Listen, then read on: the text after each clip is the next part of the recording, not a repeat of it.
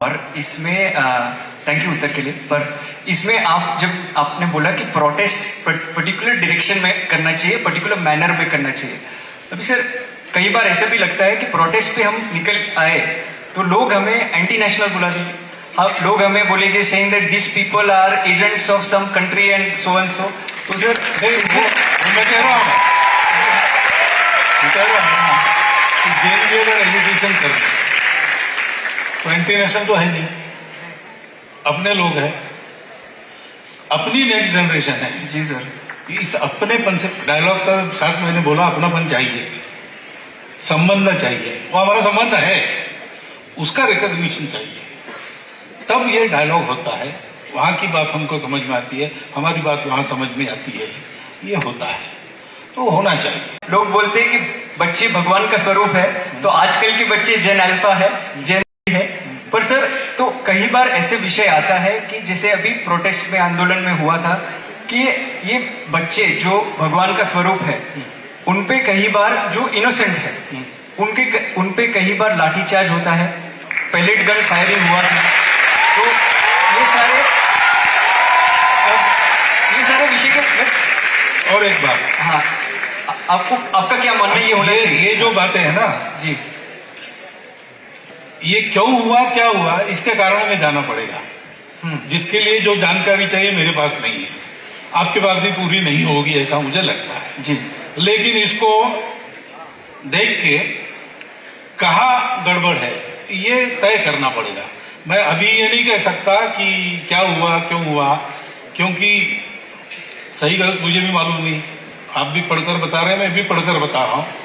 आज सुबह मैं आ रहा था तो कुछ मॉड्यूल्स वगैरह इसमें घुस गए, उनका कुछ भंडाफोड़ वगैरह इसी बात न्यूज में पढ़ रहा था।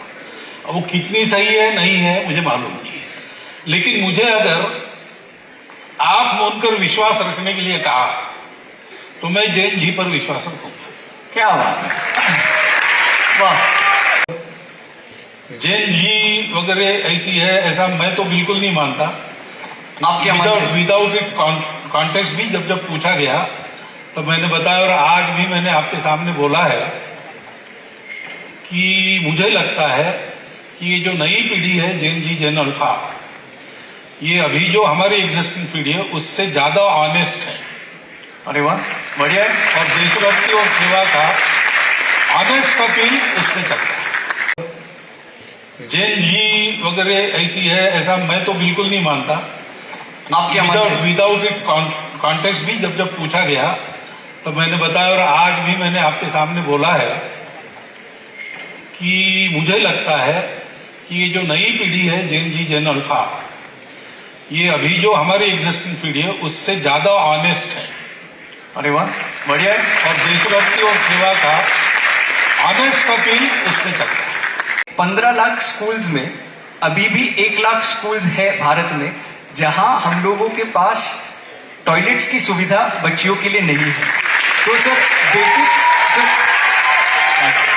क्वेश्चन, तो सर बेटी पढ़ाओ बेटी बचाओ अच्छा स्लोगन है, पर ये स्लोगन में बेटी पढ़ेगी कहाँ यदि उधर व्यवस्था ही नहीं है टॉयलेट की। तो सर